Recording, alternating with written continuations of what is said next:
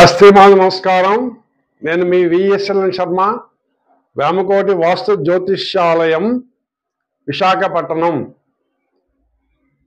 ఈరోజు మనం విశ్వావసు నామ సంవత్సరంలో గోచార ఫలితాలు తెలుసుకుంటాం. గోచార ఫలితాలు ద్వాదశ రాశులకు మేషం నుంచి మీనం వరకు తెలుసుకుంటాం.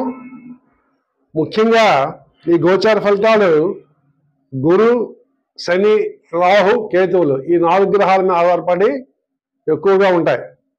ఎందుకంటే ఇవి గ్రహాలు ఎక్కువ కాలము ఒక రాశిలో ఉంటాయి కాబట్టి వీటి బట్టి ఫలితాలు మనం చెప్తూ ఉంటాం. ముఖ్య గమనిక, చాలామంది అడుగుతుంటారు ఈ గోచార ఫలితాలు మాకు సరిపోవటం లేదు కొన్ని విధాలంటే, తప్పకుండా మీరు మీ యొక్క జన్మ లగ్నము బట్టి, ఇప్పుడు నడుస్తున్న దశ అంతర్దశని బట్టి కూడా ఈ గోచార ఫలితాల్లో కొంచెము తేడాలు వస్తుంటాయి. మ్యాక్సిమం ఇవి 40% వరకు రాసులకు సరిపోతాయి. మిగతా 60% మీ యొక్క దశాంతర్దశలకి బట్టి మీ యొక్క ఫలితాలు ఉంటాయి కాబట్టి గ్రహించగలరు. ఇక గోచార ఫలితాలు నుంచి వెళ్తే, శ్రీ విశ్వావసు నామ సంవత్సరంలో ఈ మార్చి 30వ తేదీ నుండి 26 మళ్ళా మార్చి 16వ తేదీ వరకు గల కాలంలో ఈ గ్రహాస్ యొక్క చారము బట్టి చెప్తున్న ఫలితాలు ఇవి. చాలామంది సిద్ధాంతం ముందు చెప్పే ఉంటారు. నాకున్న మీ విఎస్ఎల్ శర్మ, విశాఖపట్నం. ఈరోజు మనం వృషభ రాశి యొక్క ఫలితాలు తెలుసుకుంటామండి. వృషభ రాశి విశ్వావసు నామ సంవత్సరం వృషభ రాశి ఎట్లా ఉంది అంటే గోచార ఫలితాలు తెలుసుకుంటున్నాం. ముఖ్యంగా ఈ వృషభ రాశిలో కృత్తిక 2, 3, 4 పాదములు, రోహిణి 4 పాదములు మరియు మృగశిర 1, 2 పాదములు, మొత్తము ఈ 9 పాదములు కలిసి వృషభ రాశి. ఈ నక్షత్రం జన్మించిన వాళ్ళందరూ కూడా ఈ ఫలితాలు పొందుతారని మనకి సిద్ధాంతం చెప్తున్నారు. ముఖ్యంగా వృషభ రాశి ఈ సంవత్సరంలో అన్నిటికంటే లక్కీయెస్ట్ రాశి అండి. అత్యంత సుఫలితాలు పొందే రాశులలో ముఖ్యమైనది వృషభ రాశి. చాలా బంపర్ లాటరీ పొందినట్టే ఈ సంవత్సరం వీరికి. ఎందుకంటే వీరికి మార్చి 30వ తేదీ నాడు షష్టగ్రహ కూటమి, రవి, చంద్ర, రాహువులు, శని, బుధ, శుక్రుడు మేనమందు కలుస్తున్నారు కాబట్టి లాభస్థానమందు కాబట్టి చాలా మంచి ఫలితాలు పొందుతారు. ఇంతవరకు వీరికి పెండింగ్ ఉన్న పనులన్నీ కూడా పూర్తి అయిపోతాయి. రావలసిన ఆదాయం వస్తుంది, బకాయిలుంటే వచ్చేస్తాయి, కోర్టులో విజయము సాధిస్తారు, మంచి ఫలితాలు వస్తాయండి. వివాహం కాను వివాహం అవుతుంది, ఉద్యోగము లేని వారికి ఉద్యోగం దొరుకుతాయి. అట్లా విద్యార్థులు ప్రథమ శ్రేణి ఉత్తీర్ణులు అవుతారు. ఇంకంతకన్నా ఏముందండి, మంచి ఫలితాలు వస్తాయి. ఇకపోతే ద్వితీయ స్థానంలో గురు సంచారము, మనస్సౌఖ్యం, మనోవృద్ధి, సౌభాగ్యం, ధనాగమం. చూసారా, ధర్మవ్యయం, మనస్సౌఖ్యం ద్వితీయం స్థానేగే గురువు అన్నారు. చాలా మంచి శుభ ఫలితాన్ని ఆ గురువు బృహస్పతి ఇస్తున్నారండి వీరికి. ఏంటి ఇస్తున్నారంటే మనస్సౌఖ్యం, మనస్సుఖంగా ఉంటుందట.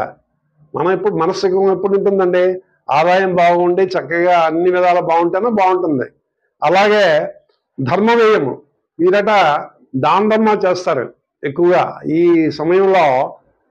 దేవాలయాలకు ఇవ్వటం, అలాగే పేదవాళ్ళకి దానం చేయడం, ఇవన్నీ కూడా చేస్తారని మనకి శాస్త్రం చెప్తున్నది.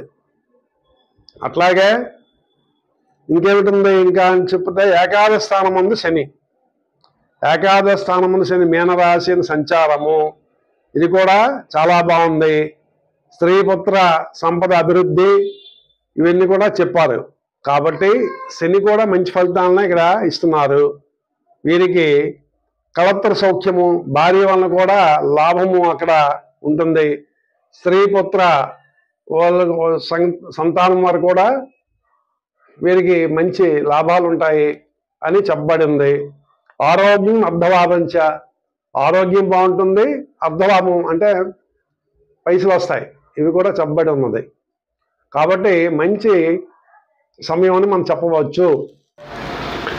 ఇక రాహుకేతు సంచారం చూసుకుంటే వృషభ రాశి వారికి చాలా అనుకూలమైన ఫలితాలు ఉన్నాయండి.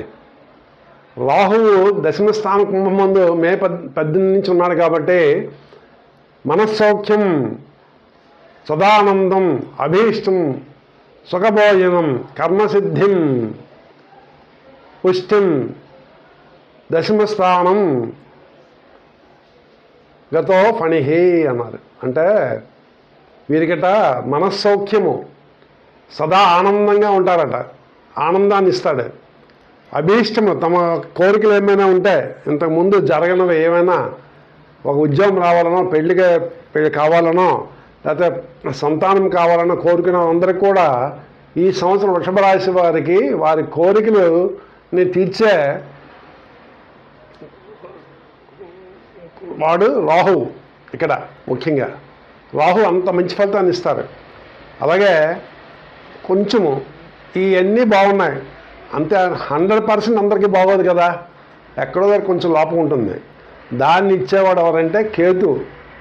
4వ ఇంట, అంటే సింహరాశిలో కేతువు అంత సత్ఫలితం ఇవ్వడు, కొంచెం ఇబ్బంది పెట్టే రకం. చిత్రభ్రంశం, వాతరోగం, స్త్రీమూలచ్చ, భయం, ఇవి అతను ఇస్తాడు. కార్యహాని, బంధుస్థానగతో ఫణిహి అన్నారు.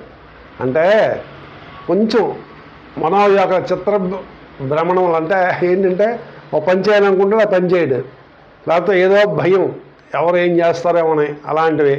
వాతరోగాలు ఎక్కువగా, కాళ్ళు నొప్పులు, కీళ్ళ నొప్పులు, నడవలేకపోవడం, ఇలాంటివి కేతువు కల్పిస్తాడు. స్త్రీ మూలకంగా భయం, అంటే స్త్రీలతో తగులు పెట్టుకోకూడదు, ఈ టైంలో చాలా జాగ్రత్తగా ఉండాలి. పూర్తి వివరాలు కావాలంటే విఎస్ఎల్ శర్మ అని యూట్యూబ్ ఛానల్ని సబ్స్క్రైబ్ చేసుకోండి. తప్పకుండా మీరు ఈ కామెంట్స్ పెట్టండి, లైక్స్ కొట్టండి, దీనివల్ల ఇంటరాక్షన్ పెరుగుతుంది ఎక్కువగా. మన యూట్యూబ్లో వీడియోలు మరికొన్ని రావడానికి అవకాశం ఉంటుంది, ఎక్కువ మంది చేరడానికి కూడా అవకాశం ఉంటుంది.